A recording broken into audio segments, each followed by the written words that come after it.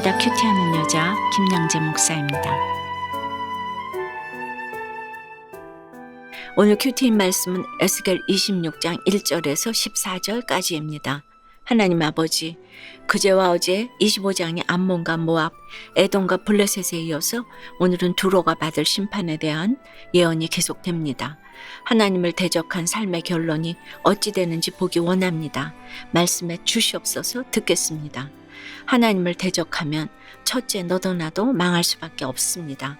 오늘 1절에 11째 해 어느 달 초하루에 여호와의 말씀이 내게 임하여 이르시되 라고 합니다. 여기서 11째 해는 언제를 말하는 걸까요?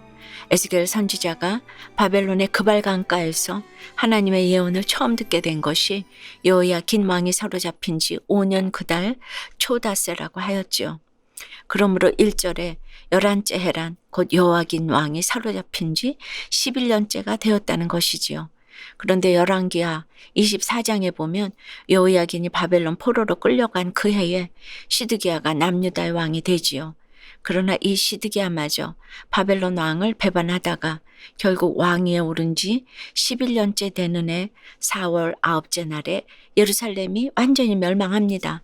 그러므로 오늘 1절에 11째 해란 곧 예루살렘이 멸망한 바로 그 해이기도 해요. 예루살렘이 멸망하던 해에 두로의 심판에 대한 말씀이 에스겔에게 임했다는 것입니다. 이해가 되시죠? 그렇다면 두로는 또 무슨 잘못을 했기에 이런 심판의 예언을 들어야 했을까요? 2절에 보니 두로가 예루살렘에 관하여 이르기를 아하 만민의 문이 깨져서 내게로 돌아왔도다. 그가 황폐하였으니 내가 충만함을 얻으리라 하였도다 고 해요. 한마디로 남의 불행을 나의 행복으로 여긴 것입니다. 그제 25장에서 암몬도 그랬잖아요. 예루살렘이 멸망하는 것을 보면서 아하 좋다 했지요. 그렇다면 남유다가 망하는 것이 두로에 무슨 유익이 되었을까요? 당시 지중해 해안가에 위치한 두로는 해상 교통의 핵심지로서 해양 무역으로 큰 돈을 벌었지요. 반면에 예루살렘은 육로 교통의 중심지였어요. 그러니 서로 중동 지역의 무역을 주도하려고 얼마나 경쟁이 치열했겠습니까? 그러므로 두로로서는 남유다가 멸망하는 게 얼마나 좋았겠어요. 그런데 여러분, 두로가 어떤 나라였죠? 다윗과 솔로몬 시대에는 이스라엘과 우호조약을 맺고 성전 건축에 필요한 백향목을 비롯한 건축 자재와 목공, 석공 등 기술자를 지원하였지요. 이스라엘이 가장 부강할 때 성전을 건축했던 것처럼 두로도 이때 가장 부강해서 이스라엘을 물심양면으로 도왔지요. 겉으로는 이렇게 서로 잘 나갈 때 성품 좋게 도우면서도 그 속에는 늘 누가 더 잘 되나 보자 하는 경쟁의식이 있습니다. 세상 친구들도 그렇지요. 누가 더 공부 잘하나, 누가 돈 많이 버나, 누가 더 출세하나 두고 보자 합니다. 심지어 가족 간에도 시누이가 동서가 얼마나 더 잘 먹고 잘 사는지 두고 보자 합니다. 그러니 사람은 믿음의 대상이 아닌 것입니다. 여러분 어떠세요? 서로 친분을 과시하면서도 속으로는 늘 경쟁의식을 가지고 여전히 복음을 전하지 않는 두로 같은 친구와 친지는 누구입니까? 하나님의 심판은 둘째, 내가 세상에서 가지고 누리고 즐긴 만큼 주어집니다. 가진 것 많고 누린 것 많고 즐긴 것 많을수록 심판받을 일도 그만큼 많아집니다. 두로는 아마도 예루살렘이 멸망하면 자신들은 더욱 부강해질 줄 알았겠지요. 곁에서 날마다 예수 믿어라 하던 그 한 사람이 이제 사라졌으니 이제 내 맘대로 좀 살자. 그야말로 살판났다 했겠지요. 그러나 3절에 두로야 내가 너를 대적하여 바다가 그 파도를 굽이치게 함같이 여러 민족들이 와서 너를 치게 하리니 라고 해요. 결국 두로는 이스라엘을 포로로 끌고 간 바벨론과 헬라 제국에 의해 멸망하고 말았지요. 바다로 말미암아 큰 혜택을 누렸지만 바다로 말미암아 심판을 당합니다. 5절에 바다 가운데 금을 치는 곳이 되게 하리니 라는 말씀이나 6절에 들에 있는 그의 딸들은 칼에 죽으리니 라고 하는 것도 그렇습니다. 여기서 그의 딸들이란 두로에 속한 작은 섬들과 해안가의 여러 도시를 의미하지요. 나를 부여하게 했던 바다가 도리어 심판의 도구가 된 것입니다. 그런데 7절 이후를 보니 그 심판은 그야말로 땅에서도 이루어집니다. 북쪽에서는 바벨론의 느부갓네살 왕이 말과 병거와 기병과 군대와 백성의 큰 무리를 거느리고 와서 두로를 칩니다.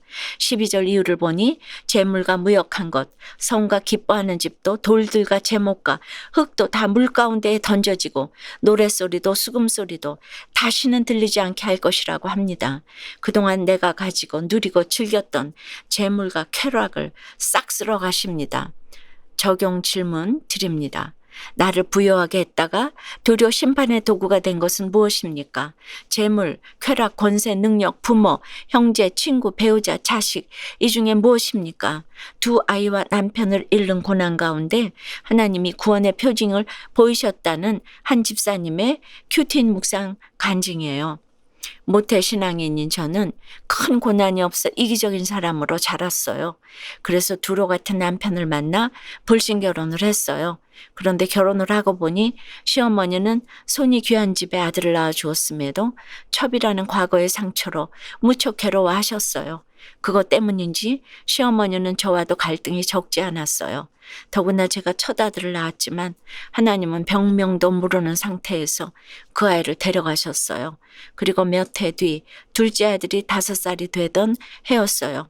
시어머니와 함께 외출했던 둘째가 그만 교통사고를 당해서 주님 곁으로 가고 말았어요. 시어머니에 대한 원망이 적지 않았지만 혼전 순결을 안 지키고 불신결혼을 하고 시어머니께 순종하지 않은 죄가 깨달아졌지요. 그런데 지난해 봄이었어요. 어느 날 갑자기 남편분이 심정지가 일어나서 119에 실려가니 병원으로 오세요라는 전화를 받았어요. 병원에 달려갔더니 뇌출혈까지 일어난 남편은 손을 쓸 수 없는 상태였어요. 주님, 남편이 뇌를 다쳤는데 어떻게 구원받나요? 하고 걱정만 하고 있을 때 교회 지체들이 달려와서 눈물로 기도해 주었어요. 구원이 너무나 요원해 보이던 남편이었는데 이날 남편은 세례까지 받았지요. 세례 중에는 남편의 눈에서 눈물이 흐르는 구원의 표징을 보면서 두 아이를 잃는 사건 가운데서도 예수를 믿지 않던 남편을 하나님의 방법으로 구원해 주신 것이 인정됩니다. 한때는 저도 두 아이를 잃는 사건 가운데 꼭 이렇게까지 하셔야 하나 라며 하나님의 주권을 인정하지 않았던 적이 있었지요. 그런데 오늘 14절에 너를 맨 바위가 되게 한즉 네가 금을 말리는 곳이 되고 다시는 건축되지 못하리니 라는 말씀을 주십니다. 두로처럼 이기적인 저의 구원을 위해 모든 사건을 허락하신 것이 비로소 인정됩니다. 그 은혜를 기억하며 복음을 증거하며 살기를 원해요. 저의 적용은 교회 소그룹의 힘든 지체들에게 저의 간증을 나누고 위로하며 주님을 전하겠습니다. 아들에게 구원의 긴박함을 상기시키고자 묵상한 큐티 말씀을 한 달에 한 번 SNS로 전하겠습니다. 입니다. 하나님을 대적하면 첫째 너도 나도 망할 수밖에 없습니다. 하나님의 심판은 둘째 내가 세상에서 가지고 누리고 즐긴 만큼 주어집니다. 가진 것 많고 누린 것 많고 즐긴 것 많을수록 심판받을 일도 그만큼 많아집니다. 그런데 여러분, 앞서 제가 말씀드렸듯이 예루살렘이 멸망하던 해에 두로의 심판에 대한 말씀이 에스겔에게 임했다고 하였잖아요. 서로 흥청망청 어깨동무하고 지내더니 결국 같은 때에 같이 망합니다. 여러분, 이게 우연 같습니까? 우리도 그래요. 예수 믿는 나 한 사람이 복음도 제대로 전하지 않고 불신교제에 빠지면 너도 나도 망할 수밖에 없습니다.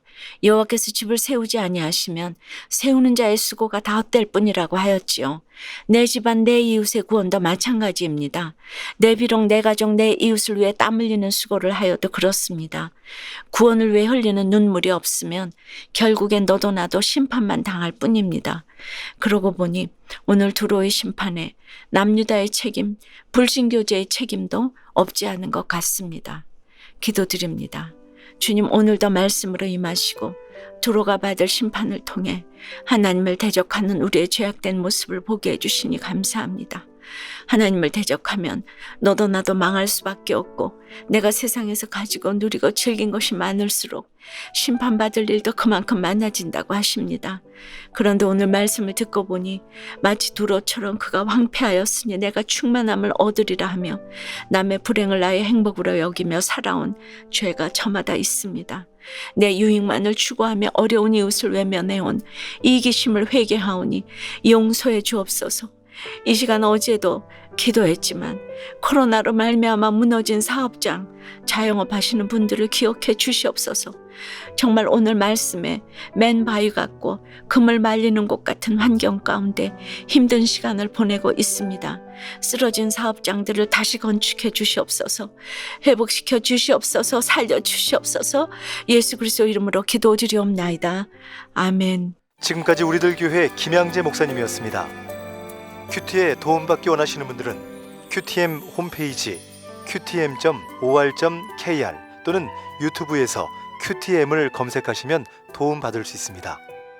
자세한 문의사항은 지역번호 031-705-5360번으로 문의하시기 바랍니다.